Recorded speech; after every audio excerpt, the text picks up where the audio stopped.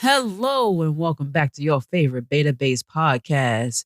There are a few B words out there, but there is the only one hosted by B. That's me. It is the last week of the month, so you all know what that means.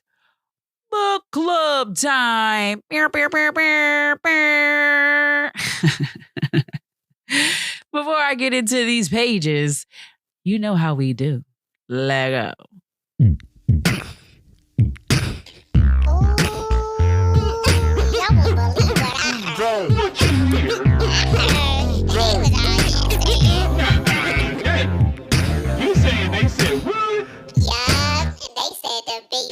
Welcome back to the B Word, your favorite place to dive into a book club. I'm your host, B. Alexander. I don't know if you remember the last list that I shoved at you last month, but do you recall what books were on the list? Let's see if you could jot them down. Go ahead. Let's go.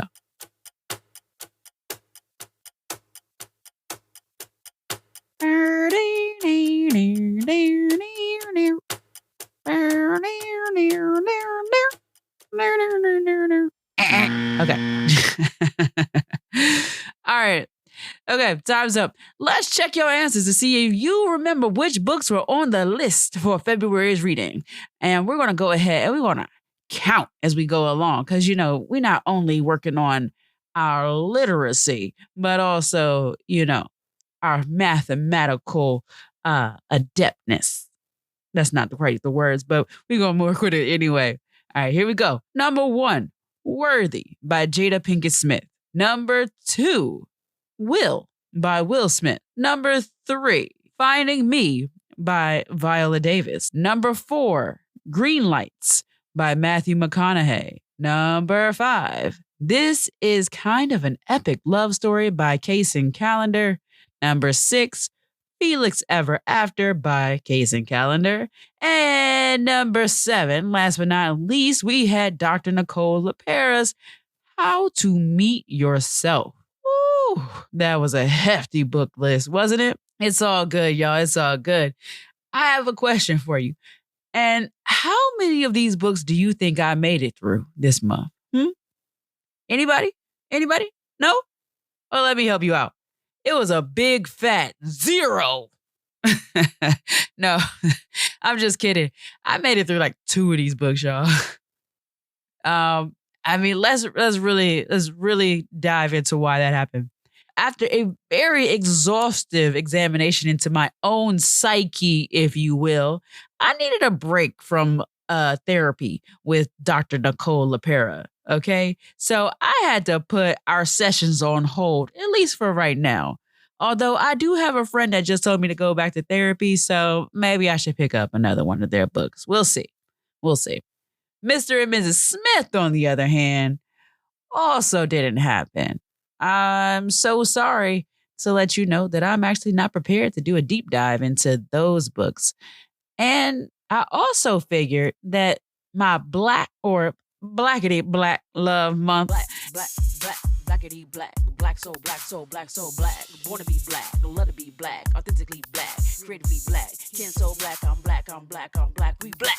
And mantra didn't really hold space for Mr. Matthew McConaughey. So sorry, Matt.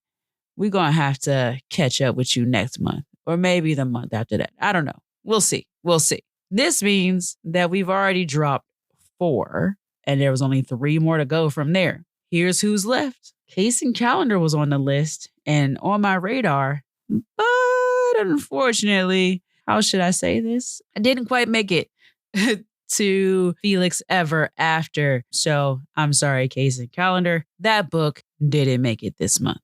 But let's figure out who did make it. Kacen, you're still on the list. Congratulations. I was able to check out This Is Kind of an Epic Love Story. And so did Viola Davis. Yay! I know. Honestly, I may not have gotten through 7 books, but I did get through quite a few. See, the original goal for this year was for me to read about a book a month. But apparently reading for me is like Pringles. I don't know, or books or whatever. Like once you pop, the fun don't stop. Well, I don't know about that one, but that might not have been the right like metaphor or whatever, but we're going to keep it rolling. So last month I talked about how lyrical and expressive King and the Dragonflies was, which prompted me to read more from this author, Case and Calendar. I can say that this may be an epic love story, and Stars in Your Eyes did not disappoint. I know I didn't get to Felix Ever After, but I did add in Stars in Your Eyes, which, oh my gosh, these books, guys. Okay. Each of them were written with such care that I don't want to just lump them together. That would be doing them a disservice. But just saying that they were well written, again, that really does not get into what that experience was like for me, because each offered the reader something different. This may be an epic love story, is another coming of age story, but this time about a young man who was trying to find his way in the world, at least in his corner of it. Navigating life as a person who would rather not disappoint anyone, but it seems that's all he's starting to do. The story is about Nathan Bird, who doesn't believe in happy endings because all he's known at this point in his life is loss.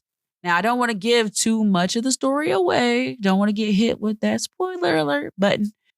But I can tell you that I was drawn in as a reader because this book made me want to learn sign language. I've never heard or read sign language in such a way that I was compelled to like want to learn more. And those of you who know me, you know that I probably would have started learning sign language by now if it wasn't for the fact that I was busy being busy, But this story hits home because loss is a familiar spot for many people, and a lot of people do not communicate what that loss feels like for them, nor do they recognize how it impacts them. But let me tell y'all something real quick, because Case and Calendar hit some dark moments in the book, Stars in Your Eyes. I mean, it sounds all light and pretty, but that one went some places, y'all. I mean, the themes that I was seeing running through a lot of Kaysen's work is navigating through the traumas that can cause us to see life differently. But Stars in Your Eyes had me low-key ready to defend and fight for Logan Gray and Matthew Cole, which I was like, oh my goodness, what is happening? Stars in Your Eyes reads almost like an old school chat room in a way. There's a lot going on, but not so much that you can't follow along with the story as it goes from one point of view to the next. We, the readers, get to experience multiple sides of the same story, which crafts this world in a way that really relates and resonates as a reader. I haven't been in a PR relationship before, nor do I plan on being in one, y'all. But this feels almost like a behind the scenes look at the deals and conversations that the public isn't often privy to. The fiction stories written by Case and Calendar have been a joy to read. Also, it is cool to see and hear some familiar folks in the audiobook portion. Like, shout out to the homies who worked on this project. It was a very, very, very, job well done. Now, but can you believe it? That means I've already jotted down 2 books. I've pushed down 2. And seriously, my goal was to read a book a month, right? When I first started this journey, it was a book a month. Like my 12 books for the year about to be done soon. So we're going to have to figure out some new podcast material. So another fiction story that kind of jumped my way was Things We Couldn't Say by J. Coles. Making sure to say the whole thing because I don't want anybody confusing it with J. Cole, the rapper. I'm talking about J. Coles, the author. This story, Things We Couldn't Say, had me sort of in my head as a creator and author. It made me think about what I put out there for my readers, listeners, onlookers, and how that impacts what I create and how I feel when I read. I'll be honest, I'm not really into like hood dramas or those baby daddy or baby mama dramas. So this one actually was a little tough for me. It isn't that it was any of those aforementioned things, but it felt like it wanted to head in that direction in a lot of ways. There are mentions of things that are stereotypically black in the or from the black community in this story. And not to shoot any of that down, because I mean that's life. But there were some things that made it feel more evolved at times.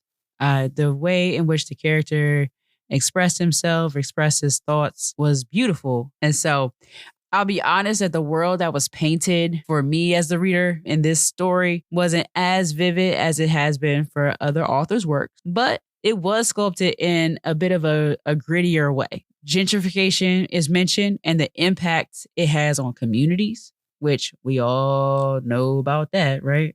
And let me put it in the simplest way. This story was another coming of age story about a young man named Gio who was trying to figure out who he is and who he wants to be. Gio bears the marks of a traumatic event, as seems to be the theme of a lot of the stories that I've been reading, where his biological mother left him, his father and little brother, when he was about 9 years old. We're meeting Gio at about 16 years old as a junior in high school. And Gio is working to resolve his feelings of abandonment while accepting all of who he is. This one was a tough read due to some of the language and time hops that didn't really feel like they made sense. Like to move backwards and forwards in time in a story can be tricky at times, but it was also interesting to flesh out the story and see what was happening or what really happens in the story. Even as I'm talking about these things, like I wonder if I should start like giving books a rating system, maybe a B word, book recommendations, get a sort of that Oprah stamp of approval, um, and just a thought. Let me know what you think about maybe creating like a rating system as what to read or what not to read in the comments. Just let me know. Woo, okay, wow, already. That is 3 books down, or tres libros en español, right? Actually, I do want to say that was part of the reason why the Smiths didn't make it into the reading this month. I accidentally borrowed the Spanish versions. So, although I do like a challenge, I didn't have my handy instant translator available to continuously translate a bajillion pages of text one by one. So they are a pin for when they become available. Next up, we got book number 4. And would you believe it? It's Viola Davis's memoir, Finding Me. I'll be honest with y'all. I feel like I found her too. For real. Like Viola Davis shares her remarkable journey from her upbringing until pretty much now, when she shares about the grueling and harsh realities that she, like many young Black girls, faced growing up in the United States, that she wasn't pretty, that being impoverished and Black made her and her family less than her peers. However, Viola Davis made it through the tears, through the snow, and through event after event to learn how to love herself, appreciate herself and her family, and just to be herself. Let me be clear, I could have really done without all the mentions of rats, y'all. And I'm sure she could have done without them as well. And, this was her story to tell, not mine, but it is very vivid imagery that I had to go back to reading fiction stories just to like clear my mind and put my mind at ease. But Viola Davis is inspiring. She is a beautiful soul and a reminder that you are possible just as you are. And as I was diving further and further into all of this beautiful Black love, I came across Between the World and Me by Ta-Nehisi Coates. OMG. You know I don't talk like that, but I gotta say it. OMG. Y'all, this book is the most beautiful letter to a child I have ever encountered. This book made me want to ask my parents for a story about their lives, about their struggles, about their hopes and their dreams for themselves and me. I might be asking for a lot, but sure, I feel like I might have missed out on something. Ta-Nehisi Coates brilliantly explains his experience as a Black man from the DMV area. Yes, that is my hometown. DC, represent, you know. Seriously, though, this was a beautiful explanation of what he experienced and what he wanted to pass down to his son. I mean, think about this. Millions of people get to read this love letter that he wrote to his son, which low-key makes it even more beautiful because it can serve as a guide for those whose fathers and mothers couldn't be present and teach them these lessons that he unfortunately had to learn. This is truly beyond the talk, right? That talk that Black families have to have with their sons and their daughters. This is a full articulation of an experience where surviving into adulthood is the accomplishment. And then once you do, where do you go from there? In a world where you have to explain why Trayvon Martin and so many others can be killed and no one be held accountable for their actions, this story, this book is epic. It truly hit home for me. What was that? That was 5, right? That was 5? Wow. Okay. So I finished 5 books this month, y'all. 5. I'll be honest, there is a 6th book in the mix as well. I couldn't get it finished in time to record this podcast because trust me, I was trying. So I'm debating as to whether to share now or just wait until next time. Looks like we're going to have to wait till next time. I guess we're going to have to save that one. So let's just jump into what we got coming up, just in case you wanted to read along, maybe touch bases a little bit as we continue to explore in this literary journey on your favorite Beta-Based podcast. We've got coming up next, up on deck. Oh, we got some interesting reads. I'm not telling you what that last one is because that one's going to have to remain a surprise now. You're welcome. As of right now, I have Black on Both Sides by C. Riley Snorton. Yes, that is the last name. No judgment, y'all. Stop it. I have Worthy by Jada Pinkett Smith. Felix Ever After by Kason Callender. Diva 2.0 by Cheryl Lee Ralph. And She's Strong, but She's Tired. Whew. Oh, my goodness. All those words. I'm starting to get tired myself. I think that is less than last month's reading list. Let me see. That's 1, 2, 3, 4, 5. Yep.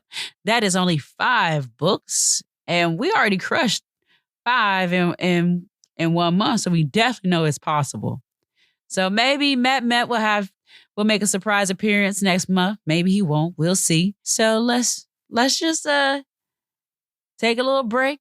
We'll be coming back at these books for next month. So until next time, throw me your book suggestions and recommendations in the comments or hit me up on social media at @IM_B Alexander or even on my website at World Wide Web, because that's what that www stands for, if you didn't know.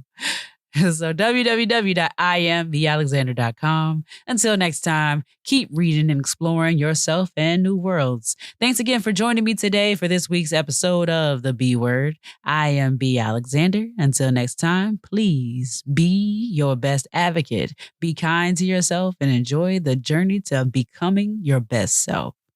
Peace.